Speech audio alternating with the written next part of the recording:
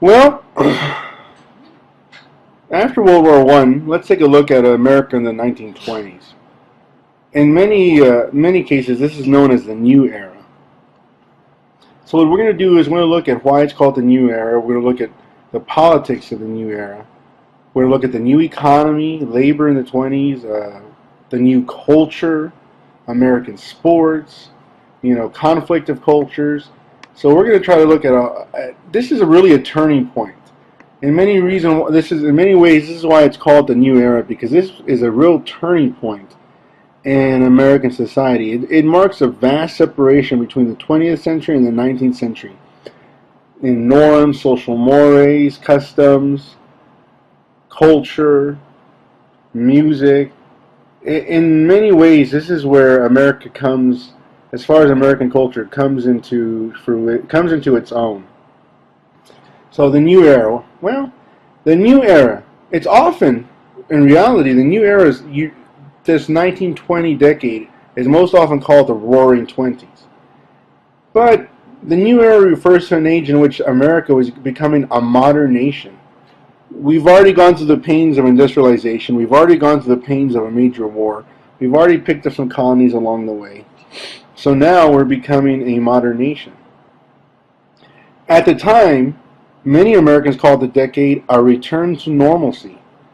After the progressive movement and the trauma of World War I, many saw this as what they saw as a return to normalcy, a return to the 1890s, periods like that, or even the early 1900s. But in reality, the 20s were a time of significant and sometimes dramatic social, economic, and political change. Socially, American popular culture reshaped itself to reflect the increasing industrial, urban, consumer-oriented society. Politically, American government was very conservative. At least it seemed to be so. Yet it experimented with a lot of new approaches to public policy, to foreign diplomatic policy that paved the way for dramatic changes, the changes that we saw in the 30s. Economically, this was a time of tremendous growth and whole new forms of organization, whether they be labor organization, corporate-based organization. And culturally, there's definitely a distinguishable new culture which emerges at this time. And it's in conflict with the older, more traditional culture of the United States. American popular culture during this time completely reshapes itself. And it does so to reflect this increasingly urban, industrial, consumer-oriented society, right? Now, everybody calls the 20s the Roaring Twenties, but it didn't work for everybody. That means that there were a tremendous amount of social and cultural conflicts, and they came to light during this period, and Americans had to struggle very hard to swallow some of the negativity that they were seeing that was brought about by America's dominance. And a lot of people who didn't like the new emerging modernization or new trend toward it had to swallow all of their bitterness also. In all, it really was a time of profound change and excitement. Politically, this is a time of what a lot of historians might refer to as the silent presidents or the dead presidents. These are men that did, every couple of decades, you'll go through this real lull in presidents where for some reason 2 or 3 presidents in a row are very forgettable. They just lend themselves to obscurity. Nothing really big happens during their period historically, or they're just not known for being men of excessive talents. Well, this is a period after Wilson and before Roosevelt when you have, your Coolidge, your Hoovers, and men that just, This is also a period in time when there's not much going on as far as the political parties. So the focus of this decade, up until the latter part, 1929, of course, before the Great Crash, is going to be mostly a decade that's known or remembered by historians for the tremendous economic growth and the cultural changes. So I'm not going to focus too much on politics. Let's look at the new economy. After the recession of 1921 to 22, and there was a slight recession, which is normal after a war period. You have these recessions that occur, and they're in many ways you can't. They're predictable and they're unavoidable. You have these industries that are building and producing so much because of the war effort. Your national economy is so strong, and then all of a sudden the supply, the demand for your resources and the supply of what you already have are so off kilter that you end up with this recession. And that's normal. It happens just about after every war. So from 1921 to 22, we did have we did have a recession. But then after that, after 1922, mid-1922, the U.S. began this long period of almost uninterrupted prosperity and this incredible economic expansion, one that we haven't seen too often since. The nation's manufacturing output rose by more than 60% during the decade. Per capita income grew by a third. Inflation was very low. That means people had more money to spend and things cost less, or at least we're going up in price very little. That's a lot of income that you have extra. The key to economic boom in many ways was the development of new technology, the rise of the automobile. We had already seen that, but it's coming. The automobile industry is coming to fruition. Huge industrial expansion made it possible. Industry has now become so efficient after the industrial age that a lot of mechanization, a lot of industries are running at full speed and as efficient as can be. Excuse me. And remember that Europe is still rebuilding. Europe is still devastated by the First World War. So we have a captive market as we're trying to send them goods as they rebuild their economies. So let's look at some of the new technology in industry. Well, the automobile industry. As a result of the development of the assembly line and other innovations, the automobile industry now becomes one of the most important industries in the nation. This is a heyday for Henry Ford and other automakers. This is the boom. The assembly line was in development since the early 1900s, but here we see it hitting its full stride. And just like we spoke about before, when one industry takes off, that means that a number of other related industries get to take off. It stimulates growth in others. For instance, auto manufacturers now purchase steel, rubber, glass. They bought tools from two companies or machine dyes. So all those industries start to take off. And all of a sudden, they start buying gasoline from oil corporations. So oil companies find another outlet for their goods. Well, what else? Well, now that there's automobile, road construction booms. And they have to in response to the proliferation of motor vehicles. So now states and municipalities are building roads and they have workers to do that. So there comes more help for the economy. And what was interesting is this increased mobility that the car allowed.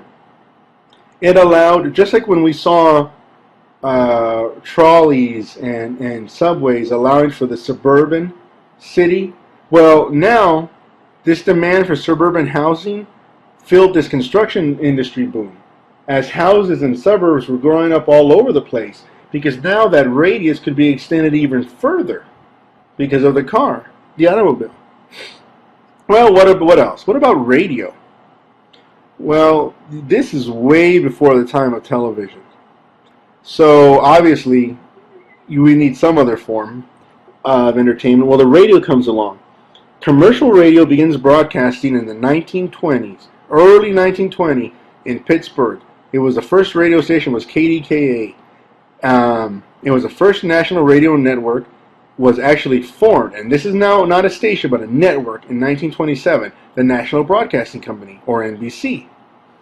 Families went out to buy more and more radio sets so that they could receive higher quality signals over short and medium distances. And the radio is the equivalent of today's TV. Personal radios became very popular, especially now what we're doing is we're talking about a different kind of radio now. We're talking about personal radios. became very popular, especially shortwave and ham radios, right? And as these radios proliferate, the nation becomes more connected. So you see the growth in two types of radios. First of all, you see the family radio unit, right? And it's not going to take off very well like we would see in the 30s and 40s. But for a while, for those who could afford it, that family radio was like a television. But the second radio industry are these ham radios.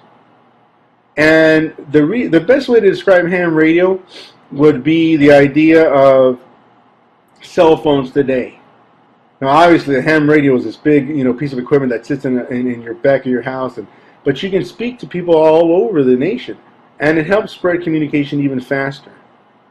In 1925, by 1925, there were 2 million radio sets in American homes. Now, by the 30s and 40s, it would be a lot more, but by 1925, 2 million radio sets is a lot. By 1921, almost every family in America had one.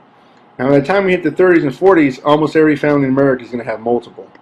Anyway, aviation, that's another technology that took off. For the first time, very slowly, during the 1920s, but for the first time, commercial aviation develops.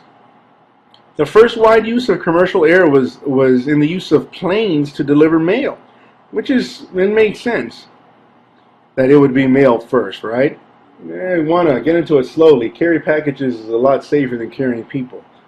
Airplanes basically remained these little curiosities and sources of entertainment. These are the time of barnyard storming, people trying to make all of these gimmicks with them still. But there were some new innovations that led to many people to believe that, these are going to be the way of the future. Pressurized cabins, the radial engine. And these laid the groundwork for the great increase in commercial travel that would happen in the 1930s. So even though we were in the middle of a Great Depression in the 30s, commercial travel would begin to take off. The big event in aviation during the decade was Charles Lindbergh's transatlantic solo flight from New York to Paris in 1927. It's very hard to grasp what Lindbergh did. And by today's context, the best way to put it would be what he did in the 20s is similar to what people witnessed in the 60s when man went to the moon, or what we would consider today a big deal, as if our astronauts were able to go to Mars. He did what so many people for so many centuries had dreamed of, and what so many people thought was impossible. A transatlantic solo flight. And that was huge. He became an instant star. They actually kidnapped his child. It's a pretty interesting story, right? Well, let's see. Other growth in industries. What industries grew? Trains became faster and more efficient with the development of diesel-electric engine. That helped spur the economic boom that industries were specialized in, right? So electronics, home appliances, plastics, synthetic fibers like nylon, aluminum, oil, electric power. All of these came out because of the need for diesel-electric engines and because of the advances in them. Telephones continued to proliferate. More and more people had them. By 1930s, there were 25 million telephones in the U.S., so about one for every 6 people.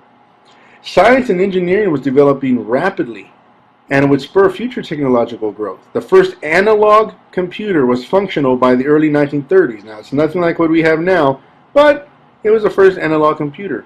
And it was Vannevar Bush out of MIT. He was the one who took care of that. Genetic research, Thomas Hunt Morgan from Columbia and Caltech. Gene recombination and transmission. These are the guys that future experimentation, hybridization, and genetics would come out of this. Large sectors of American business were also quickly moving toward national organization and consolidation. We started to have this production of these very few but very large firms. So we're seeing a whole new trend towards consolidation and corporate structuring.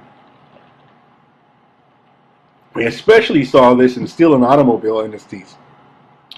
These industries are dependent on large-scale mass production, so they really have to push for this. Well, with all of this growth, what's going on with labor? Labor in the 1920s is very interesting because despite the remarkable economic growth of the period, more than two-thirds of the American people in 1929 lived no better than minimal comfort level. Half of those were at or below the level of subsistence or poverty. Large segments of society were unable to organize. They were without power to protect their economic interests. Workers experienced, they experienced nothing but the failures and successes of the 1920s as much as any other group. On one hand, most workers did see their standard of living rise during the decade. There were better working conditions and benefits. And this was carried out by something called welfare capitalism. Welfare capitalism. It was in vogue at some time with a lot of employers. And what welfare capitalism was, it was a paternalistic system that gave workers some benefits to keep them happy, right? So they could continue working and to think they were gaining power in the workplace. So, for example, maybe workers gave shortened work weeks, raised wages and paid vacations, and even modest pensions, right? But in reality, all of these benefits were of little loss to the corporation, and in the end, they still ended up coming out ahead many times without financially. Welfare capitalism is something you see, it's very big in Latin America and was for a long time, has been for a long time. And it's a good job. It keeps people thinking they got a good deal going on. You started having these company unions. And it was really funny because the company unions were supposed to appease workers, and they were supposed to give the workers a sense that they had power and agency, when in fact they were organized by the corporations themselves. They were formed as a body through which workers could voice their grievances, but in reality, little was done. The company controlled it, the company made sure it ran and towed the company line, but it made some people happy. Welfare capitalism only affected, as a whole, a small number of workers in the entire national economic scheme. Most workers were simply interested in just keeping manufacturing going while they could keep labor costs low. So most employers were interested in this, and most workers had no choice but to go along with it. So workers, therefore, received wage increases that were proportionally far below the economy as a whole. So, in essence, while the economy is booming and there's a lot more money to go around, the wages that workers got didn't keep up with national growth. So they should have been getting a lot more.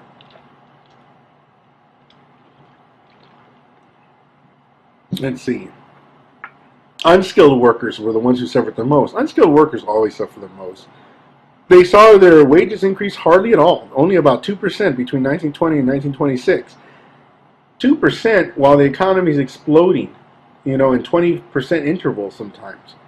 It's not doesn't mean that there's a lot of sharing of the big boom.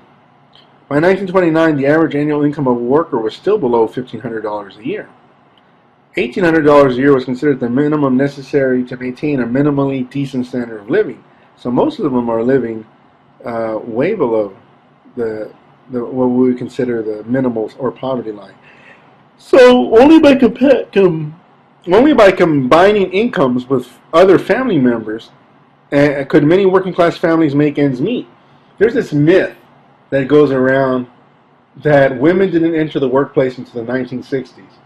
That after the women's liberation movement or feminism, women started working. That is ridiculous. That is stupid. Women have worked forever. And especially since the industrial age, women have been within male-oriented occupations in decent numbers always. Many, many, many families never would have made it to the industrial age, through the early teens, through the progressive era, through the 20s, all the way to the present, without having not just women but children working as well. So that's a myth that you really need to stay away from. This idea that after the 50s, that during the 50s, all women stayed home, all husbands worked, and it was only until the 60s, that's ridiculous. Labor organization. So with all this that's going on, what's going on with labor organization? Well, labor organization at this time was a very bleak time for organized labor. The union themselves were conservatives. They didn't change to realities of modern economy. For instance, the AFL, which was led by William Greer, it organized its workers by skill, which they had craft union organization, and they sought these peaceful cooperation with employers. They weren't as aggressive as they could have been, and they were very anti-strike. And a lot has to do with this idea of the Red Scare, which we'll talk about. The real problem was that the corporations were very strong, and they worked to limit the unions. Well, they've always done that. It's just that the unions didn't do a good job at this period of countering it. They emphasized the open shop. All workers were free to work without having to join a union. Which is, I believe, and this is just my opinion, I believe it should be this way. I don't think you should be forced to join a union. But the fact remains that when you have an open shop, and if you are a union, then that weakens who you are. They called this the American plan. Unions also propagandized that unionism or corporations, what they did in turn is when unions started giving them issues, they propagandized that unionism was somehow subversive to the American democracy, that you were anti-capitalist, you're anti-democratic, right? So that's why the American plan, they named it the American plan, these employers, for that reason. So as a result, union membership drops from more than 5 million in 1920 to less than 3 million in 1929. So when unions' numbers dwindle, their power dwindles with it. But what about for women and minority workers? Well, women, a growing proportion of the workforce consisted of women. It always had been, but entering these mainstream industries. They were concentrated in what were called pink-collar jobs. Pink-collar jobs. White-collar jobs, blue-collar jobs. These were in pink-collar jobs. They were low-paying service occupations like secretary, sales clerk, telephone operators, but nonetheless they're working. The AFL they were uninterested in organizing these types of jobs because they were non-industrial, and because there was a sense of superiority over women. And of course, anytime you marginalize a large portion of a workforce, and you inherently weaken your union's overall effectiveness. So why these unions did this at the time, well, to us it might seem ridiculous and counterproductive. Given the context, the mores, the traditions of the time, it made perfect sense for them to do so. And if we look at minorities, we remember the Great Migration, to the Great Northern Migration. Well, the 500,000 African Americans who migrated from the South to these northern cities after 1914, they had even fewer chances for union representation. The skilled crafts in the AFL excluded blacks from their trades and organizations. Most blacks worked at jobs that the AFL were simply uninterested in organizing at all. The AFL, American Federation of Labor, they didn't care about janitors, garbage collectors, dishwashers, domestics. They didn't want to organize or waste their time on that. So a gentleman by the name of A. Philip Randolph organized the Brotherhood of Sleeping Car Porters. At this time, train travel is extremely important, and luxury train travel. We're talking about the time of the porter. We're talking about the time of the Pullman streetcars, train cars, luxury travel. And this was one of the few unions, this Brotherhood of Sleeping Car Porters, that was dominated and led by African Americans. In the West and Southwest, the ranks of unskilled workers included many Hispanics and Asians. Right? Now, what about them compared to African Americans? Well, in the West and Southwest, few of the Hispanics and Asians were organized in any sort of union, and most were actively excluded from white-dominated unions. And it gets kind of tricky because Hispanics are in fact white as a race. So depending on the area, it could get touchy. There's whole ideas of levels of whiteness and wages of whiteness. But one of the biggest reasons that Hispanic and Asians were not allowed in unions because their predominantly Hispanic work was agricultural work. And as we saw the populist movement, it was kind of hard to get that grassroots movement going. Few of them organized any sort of union. Just like the Japanese were the dominant Asians working in the West. Because remember, in 1882 we had the Chinese Exclusion Act. So the Japanese were working on railroads, construction sites, and in many other low-paying workplaces. Some Japanese did organize themselves, like truck farmers and small business owners, and some did enjoy some economic success. Well, another group in the West and Southwest were the Filipinos. They began to become present in large numbers, but it was weird because they provoked a lot of hostility from white population. I really believe this is just left over from the Filipino insurrection. As a result, as a matter of fact, in 1934, there was legislation that was passed that virtually eliminated immigration from the Philippines. Now, obviously, that's no longer the case, but, there was a lot of anti-Filipino sentiment. Mexican immigrants formed a major part of the unskilled labor workforce in the Southwestern California. Nearly 500,000 Mexicans entered the U.S. in the 1920s, more than any other nationality. That's not counting all the Mexicans that had entered in the teens, in the 1900s, and that's not counting all the Mexicans that were already living there. So the total Hispanic population in the U.S. at that time, which was very difficult to count, was over 1 million. So most of the Hispanics lived in large western cities and lived in raw urban communities called barrios, some without plumbing and sewage. And before that sounds too devastating,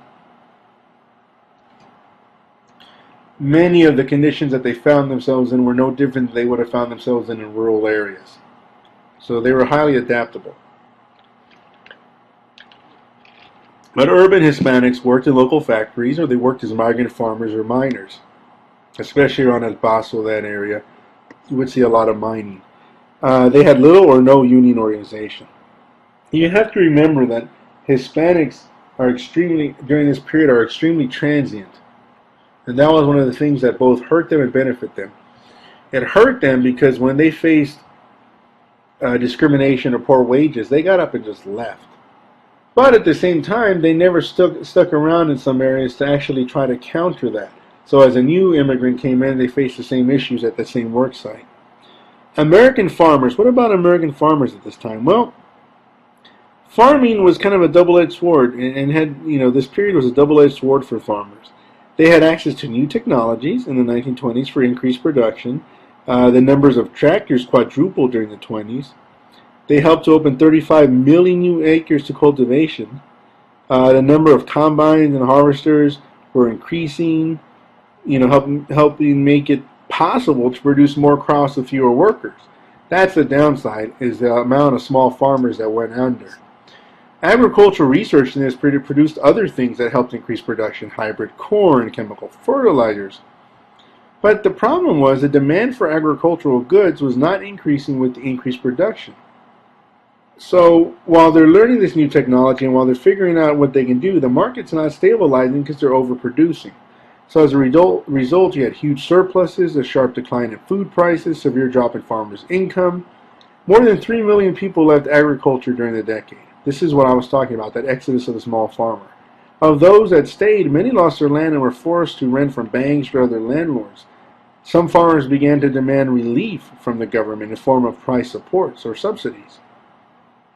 One price-raising scheme in particular was called parity, and it came to dominate agrarian minds. And what parity was, it was this complicated formula for setting an adequate price for farm goods and ensuring that farmers would earn back at least their production costs, no matter how good or bad the market might fluctuate. And proponents argued for high tariffs. This is another thing. Farmers wanted real high tariffs against foreign agricultural goods and government commitment to buy surplus domestic goods at parity and sell them abroad at whatever market the market would bring. The only problem is, as I mentioned before, once you start doing tariffs and get into tariff wars, you can really hurt your economy as well as when in fact you're trying to help it. Well, a parity bill, which was known as the McNary-Haugen bill, was introduced in Congress repeatedly from 1924 to 1928. It reached the White House twice, but both times President Coolidge, Calvin Coolidge, vetoed it. We end up having a very similar process to this sometimes nowadays, subsidies and stuff like that to try to help farming. But let's get into what the 1920s are really known for, and that's the new culture. The new culture. The increasingly urban and this consumer-oriented culture of the 20s helped Americans in all regions to live their lives in their world in increasingly similar ways. In other words, we began with this new modernization. We began to see that even though there's this huge geographic distance, huge separation between rural and urban, even though we see that industrial, agriculture, all these differences, blacks, whites, because of this new culture, we find that people are doing their culture and they're sharing it in a lot of ways. That same culture exposed them to a new set of values that reflected, prosperity and the complexity of the modern economy. But different parts of American society would obviously experience the new culture in different ways. Because even though it's the same culture, the way we approach it would be differently. Some parts of a society adapted just fine, while others wouldn't.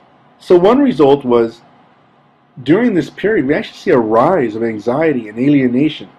And it was characteristic of ailments. It was a characteristic ailment of the consumer age. I mean, stress, anxiety, alienation. These ailments coincided with the rise of the new psychology and psychiatry professions and new theories of psychology and psychiatry.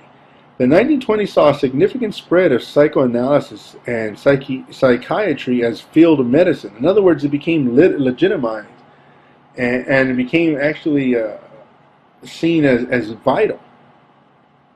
Psychiatry began to move from just in mental hospitals to conventional hospitals, and then even into private practice. Psychiatrists and psychologists beginning in the 1920s began to offer therapy for ordinary anxieties and not just for severe mental illness. So we start to see that there's this need within society to actually seek what we would consider a mental health, preventative mental health or mental health stabilization, and it became acceptable. And it was no longer asylum-based. Well, what about consumerism? Because if there's one thing that the United States is famous for, and has been for most of the 20th century, it's our consumer-based society. Well, the 1920s, we saw this in spades. We were a huge consumer society. Increasingly, because of the new economic boom, more and more Americans could afford more than simply what was necessary to survive. Remember, if wages are going up a little and prices are staying the same or dropping, you're able to buy more. You have more disposable income. Many could buy items for convenience and pleasure for the very first time. So instead of picking a bed, which was as minimal as possible, maybe you bought yourself a nice bed. Maybe you found yourself with a little extra dollars, you bought a radio. Right? Middle-class families purchased electric refrigerators, washing machines, vacuum cleaners, stuff like that, So middle-class families started modernizing. Women purchased cosmetics and mass-produced fashions. Now women weren't making dresses or going to a local seamstress. Now they could buy stuff off the rack, right? And in large quantities, not just as in limited fashion as we saw during the department store boom of the Gilded Age. So above all, the one thing that Americans bought almost unanimously were automobiles. If you had disposable income, one of the first things Americans bought were automobiles. By the end of the decade, there were more than 30 million cars on American roads. 30 million by the 1930s. That's more than any other nation. More than many nations combined. We also started to see an odd change in advertising, and which is it goes without saying that would be the case. As your consumer culture changes, your methods of advertising are going to have to change to keep up with it. And it's going to grow too. You're going to really want that boom. Because with that growth in advertising, you're going to want, with that growth of consumer culture, you're going to want to make sure that your advertisements are selling as much product as possible, are innovative enough to catch the eye, and are getting out there. So this modern advertising industry begins to emerge, and it plays a huge role in this mass consumerism. Publicists were no longer simply conveying information. Look at this product; it does this. No, they actively sought to identify products with a particular lifestyle. Now they're not just saying this does this; they're selling it to you. You have this. You have this. Well, nobody with your social status should then not have this.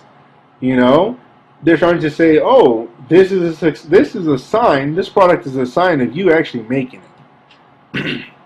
Stuff like that. So key to this whole advertising industry success was the emergence of new vehicles of communication. And we've already talked about that. That made it easy to reach large audiences quickly and easily, right? We talked about this. Radio, ham radio, obviously regular radio, family ham radio. Newspapers are always a big one. Stuff like that. Mass circulating magazines, movies, newspapers. Now, at this point, here's what's interesting. Newspapers are being absorbed into these national chains. Remember, I told you at one point every neighborhood had their own local newspaper, and it started to slowly disappear. They really start to disappear at this time. But this was the age of magazines, and a lot of magazines that are staples in American society started here. Time Magazine, Ladies' Home Journal, Collier's Magazine, the Saturday Evening Post, Reader's Digest, the New Yorker. And within these magazines that became staples, that's where advertising could take off. They attracted broad national audiences. Over 100 million Americans saw films in the 1930s. Now that's in 1930. That's incredible, because in 1922 only 40 million people saw films. That's 60 million more people in just 8 years. So that means the film industry is exploding. But radio was the most important communication vehicle because of the numbers of Americans who owned them. Remember, just about one in every household by the end of the decade. But when we think of the 20s and culture, one of the first things we think of are the flappers. So what about women in the 20s? Well, the 20s was a huge decade of change for women and their roles in society and the way their image of themselves and the way their image was perceived by others. Some women were able to break into the workplace as professionals now, doctors, lawyers, professors. Women have always been in the workplace, but now they're hitting the upper stratus of the workforce. But most women were still working in non-professional jobs, lower-class jobs, pink-collar jobs. Middle-class women remained largely in the home or worked in distinctly female professions such as teaching or nursing. So even though middle-class women would have stayed home in higher proportions, that does not mean that they were not working. Yet the 20s saw changes to middle-class women as well. There was a redefinition of motherhood from having this instinctive capacity, right? Women, this instinctive capacity for motherhood, to the realization that maternal affection wasn't just enough in child rearing. They wanted to start having these more scientific child rearing methods. It was believed that women should not rely only on themselves, but also on experts like, professionals, doctors, nurses, trained educators, to help them have the best child-bearing and child-rearing experiences. Many middle-class women attempted to compensate for this by devaluing their traditional roles in the home and by devoting new attention to their role as wives and companions. So while women were meeting this deluge of counter-instinctual scientific data that was telling them that there's more than just what you know that comes natural to child rearing, a lot of mothers faced with this, in order to deal with it, decided to say, you know what, maybe I'm not that great of a person, but I'm going to make myself the best wife and companion that I can be. So it became such that women's relationships with their husband assumed a greatly enhanced importance. For example, a sexual relationship for women was redefined, and no longer was it something that was just for procreation, but it was also important for pleasure, right? And the idea of this culmination of romantic love, right? I have to not just be there to make babies, because apparently I'm not. It's not just my natural instinct, but now I got to actually please him, and we have to try to make a good physical connection for the betterment of our marriage. So after this, now you start, because of this, and sex starts to increase more. One of the results is a growing interest in birth control. An early pioneer of this, the whole American birth control movement, was Margaret Sanger. She is known for some of her work in different settlement houses and stuff like that. She began her career by promoting birth control for lower class women as a means to control the size of their families. This is the whole Planned Parenthood thing. Sanger believed that large families were among the major cause of poverty and distress in poor communities. By the 1920s, she concentrated on middle-class women now in mainstream America. She was relatively successful, but still some birth control devices were considered illegal in many states, and abortion remained illegal nearly everywhere. But let's get to what we really remember about the 20s and women, the flapper. Some women in the 20s decided that this whole new era was no longer necessary. It was no longer necessary in this era to maintain this rigid Victorian female respectability. Women started to say, we can smoke, we can drink, we can dance, we can wear seductive clothing, we can wear makeup, we can go to these lively parties, right? And it became this huge cultural phenomenon, and these women became to be known as flapper, right? The whole modern woman was considered to be now liberated, a liberated lifestyle found in expression, in dress, and hairstyle, and speech, and behavior. Women could cuss and stuff like that. It was supposed to be a reflection of what women saw as a new modern, the way of dealing with new modern society. So by day, they were flocking to new jobs in industry and the service sector, and at night they were flocking to clubs and dance halls in search of entertainment and companionship. Now, flappers were not prostitutes. Let's not just not get ahead of ourselves. They were just a new breed of women expressing herself for the first time, and if that meant that she wanted to party a little and seek the company of men, that's her business, right? So despite these changes, though, and as big as the flapper movement were, most women did remain highly dependent on men, both in the workplace, in the home, and they were relatively powerless when men exploited that dependence. There were a few women's organizations that tried to fight this powerlessness. The National Women's Party, which was led by Alice Paul, it campaigned unsuccessfully for the Equal Rights Amendment. The ERA, the Equal Rights Amendment, is something we hear still to this day, and it's essentially something that would, much like what's been done for African Americans, this idea that women are protected and done so by an amendment, right? And it's never really caught on, even by some feminists, because it's the idea that we're trying to say that women and men are equal, yet we separate and create something distinctive that separates them from men. So there's a lot of talk, a lot of controversy on this on both sides. Now, responding to the suffrage victory, women organized the League of Women Voters and women auxiliaries for both the Democrats and Republican parties. We also saw the Shepard-Towner Act. The Shepard-Towner Act was passed by Congress in 1921, and it provided federal funds to states to establish prenatal and child care health programs. Alice Paul, remember she started the National Women's Party, she argued that it classified all women as mothers. See, this is what I mean. A lot of people see feminism as this united movement, but in fact, when you study feminism, when you're a gender historian that studies feminism, which I am, you find that feminism in many ways is really contested, and there's a lot of factionalism within feminism, and it has to do with this notion of victimization. Some people want certain types of protection that they feel gives women equality, while other groups say no. By saying we need that, we're admitting that we're victims, and we're admitting that we don't have our own ability to counter this, to rise above that oppression. And it goes back and forth. So, I mean, it's very, very controversial. So if you see this conflictive nature when we're talking about this. I mean, you'll get an idea of why, right? The American Medical Association, AMA, believed that it would introduce untrained outsiders into the healthcare field, so they were against the Shepard-Towner Act. And in 1921, it was terminated. It just was an idea that was not too big for its time. Well, what about the disenchanted? And by the disenchanted, I mean, what about all the people that were living this period and artists in particular, and saw things they didn't like? Well, a good example of that would be your writers, your musicians. Many artists and intellectuals coming of age in the 20s were experiencing this disenfranchisement with modern America that was so fundamental that they were often able to view it only with contempt, right?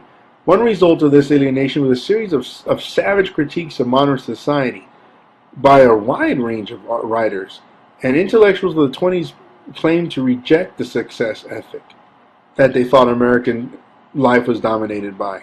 Obviously, the most famous of these writers would be F. Scott Fitzgerald, the novelist, from 1896 to 1940. His novels attacked the American exceptional material success This Side of Paradise, Tender Night. Obviously, he's most famous for The Great Gatsby. H.L. Mencken was a journalist, essayist, magazine editor, satirist, lived from 1880 to 1956. He was a Baltimore journalist who ridiculed religion, politics, the arts, even the hypocrisies of democracy. He wrote The American Language, Notes on Democracy, Prejudices, The Hills of Zion, Treatise of the Gods. Those last two books are very famous. Sinclair Lewis. He was the first American to win a Nobel Prize in Literature. He wrote Main Street, Babbitt, Aerosmith. They were a series of savage novels which lashed out at one aspect of what he called modern bourgeoisie society. Ernest Hemingway. He created character after character who turned away from the roars of the 20s to worlds of elemental dangers, basic pleasures. He portrayed efforts to recover the meaning of life through a combination of war, post-war, spiritual exhaustion. He's very famous, obviously. Sun Also Rises, Men Without Women, Farewell to Arms, Death in the Afternoon, For Whom the Bell Tolls, The Old Man and the Sea.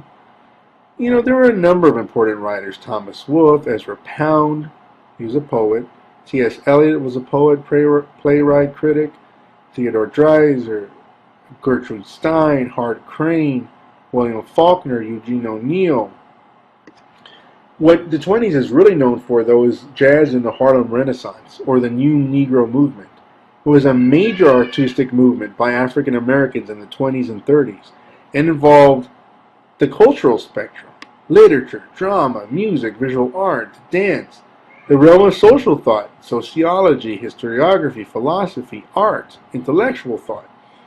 African Americans found new ways to explore the historical experiences of Black America and what it was like to live in the urban North. They challenged this white paternalistic attitude and racism, and their arts and the artists and the intellectuals rejected imitating European and white styles. Instead, they began to celebrate what they called Black dignity and creativity. They said that they were going to assert their freedom to be expressive, but on their own terms. They started exploring their identities. Who are we? What are we as Black Americans? Celebrating Black culture that emerged out of slavery, as well as cultural ties to Africa. I mean, oppression was still a fact in America during the 20s, but white intellectuals became intensely interested in the intellectual and artistic creations of Black. And Black artists and writers, they were drawn to cities, and especially to places like New York City's Harlem neighborhood. They produced works and drew widespread attention and admiration from both white and Black communities. The whole movement draws inspiration from Black political and intellectual leader W.E.B. Du Bois. I've told you, this gentleman has been around forever, has his nose in everything, and is one of the greatest intellectual minds that we've ever produced. Du Bois edited The Crisis, which was the magazine of the NAACP. He argued that Blacks could not achieve social equality by merely emulating whites. They had to awaken this Black racial pride. You know, White people actually went to Harlem to mingle with black artists. White nightclubbers sought out the first-class jazz that was in Harlem. The first venues for swing, dance, and jazz, the Savoy Theater on Lenox Avenue. You know, that's the most famous venue for jazz, the Savoy Theater, the heart of jazz. It was there from 1926 to 1958. The famous venue for music and theater in Harlem, the Apollo Theater, which was on 125th Street. It opened up in 1914. And you can't go into jazz without talking about the greats. I love jazz, and I wish we had more time so we could talk about it. But look, the best jazz musicians and vocalists were based out of Harlem. I can just name them off, but I really wish we had more time to talk about it. Fletcher Henderson, Louis Armstrong, Duke Ellington, Ella Fitzgerald, Billie Holiday, Sarah Vaughan. You could add Carmen McRae to that list. It's ongoing. Black Riders, right? Langston Hughes, Countee Cullen, Rudolph Fisher, Zora Neale Hurston, James Weldon Johnson, Gene Toomer. And there was even black actors that were famous. Paul Robeson, Charles Gilpin. As far as American sports and the conflict of culture, we won't be able to get into that right now. Just know that in American sports, we see the rise of African Americans dominating certain aspects. Think of, African American boxing that becomes huge. Even though they're segregated from Major League Baseball, they form their own baseball leagues. So, African American sport represents in many ways it reflects American society at the time. And just like American society was filled with hypocrisy and segregation, so was American sports. But some gains were made, and in many ways it reflects the society. And as far as the conflict of cultures, I'm sure by now can't really get into it too much, but I'm sure by now you get the basic idea that not everybody is going to agree. If you're a Victorian woman, you're not going to like what the flappers are doing. If you're an immigrant worker or a lower class worker, you're not going to like the way the middle class is living. It's the same kind of conflict that you would see as a whole. If you are religious, perhaps you don't like consumer-based oriented lifestyle that we're starting to see. So you can tell where the basic conflicts are going to come from, correct?